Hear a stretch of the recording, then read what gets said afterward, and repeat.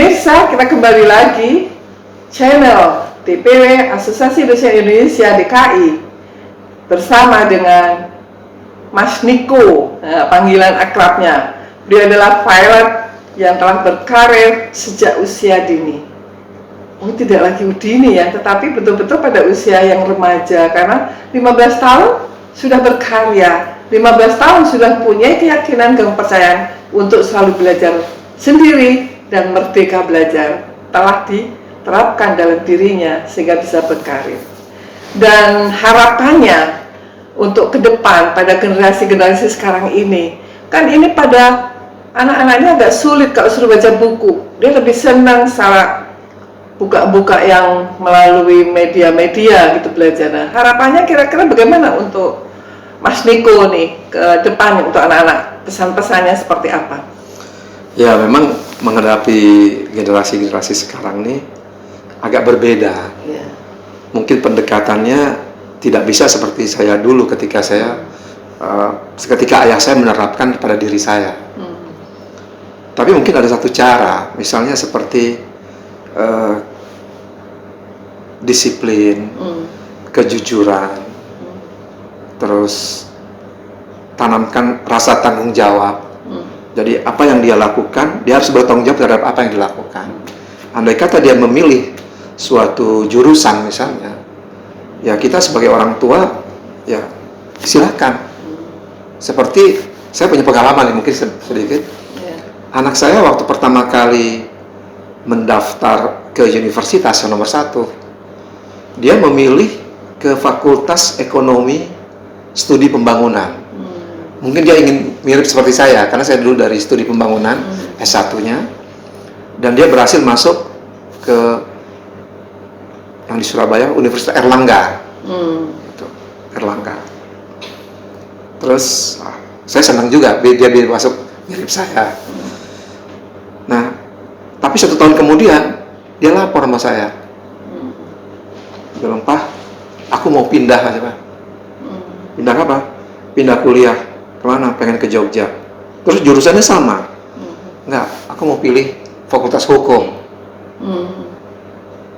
Terus saya bilang gini, oke, kalau kamu itu udah pikirkan masak-masak, kamu sudah memilih, kamu harus komit dengan pilihan kamu.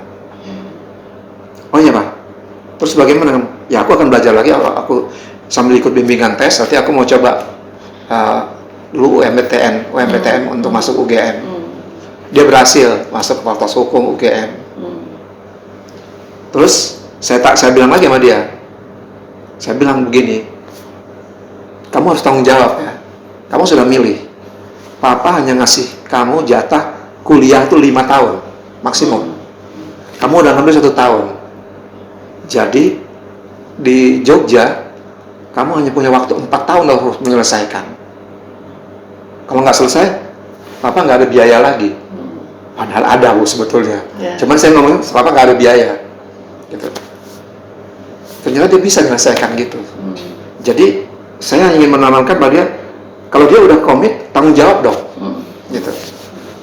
Nah, itu yang saya lakukan. Jadi selain kejujuran, komitmen, tanggung jawab, disiplin, juga nilai-nilai kejujuran itu kenapa saya tanamkan betul, karena saya juga banyak prihatin melihat situasi sekarang ini. Kok banyak betul ya orang-orang yang saya nggak bisa bilang lah, termasuk di perusahaan saya juga pernah juga seperti itu. Sehingga saya menanamkan pada anak saya itu aja. Saya bilang, kamu harus jujur, jangan mencuri sedikit pun. Kalau kamu tidak suka di perusahaan itu karena gajinya kecil, baik kamu keluar, pindah. Gitu. Saya hanya menanamkan begitu aja. Gitu. Jadi kejujuran itu merupakan suatu kunci kesuksesan. Bagi saya begitu. Ya, disiplin dan tanggung jawab.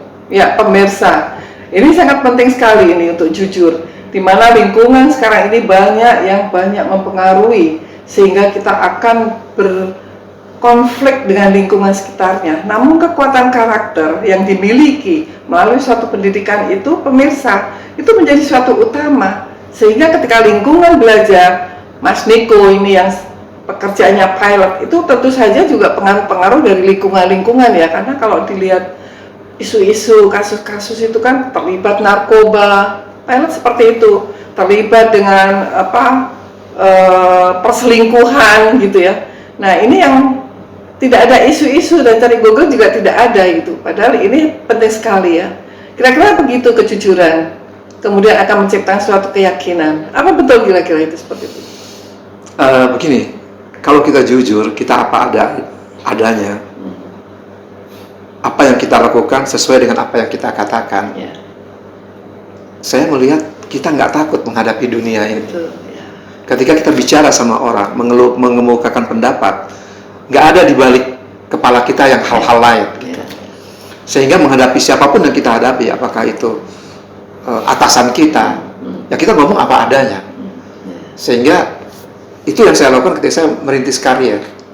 Jadi saya juga melihat dunia ini sebetulnya bukan secara hierarkis, tetapi kita hanya sejajar pada dasarnya, hanya berbeda-beda fungsi kita, berbeda-beda tugas kita. Nah, oleh karena tugas kita berbeda-beda, makanya fasilitas yang kita punya berbeda-beda, gitu. Sehingga saya menghadapi direktur utama, menghadapi direktur, ya biasa aja. Tentunya kita tetap menghormat karena dia posisinya. Ya, itu yang saya lakukan. Saya juga setuju ya, kejujuran itu menjadi suatu kunci kesuksesan di dalam mencapai suatu karir. Maka pemirsa, jangan lupa lingkungan seperti apa yang mempengaruhi. Ketika kekuatan karakter itu sudah tertanam dalam diri kita, maka tidak akan terpengaruh dan tidak akan menjadikan suatu kendala ataupun masalah-masalah dan akan terjadi suatu konflik. Oleh karena itu, karir harus selalu ditempuh semaksimal mungkin dengan memiliki suatu keyakinan dan kepercayaan untuk terus belajar. Pemirsa, inilah yang menjadikan suatu momen terpenting untuk menghadirkan Mas Niko, seorang pilot yang dalam usia muda sudah berkarir dan sampai pada karir akhirnya juga masih berprestasi membuat suatu buku. Inilah suatu contoh untuk menjadi generasi kita dan selalu belajar.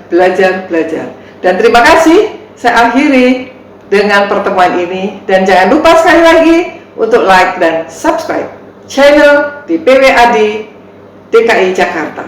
Terima kasih.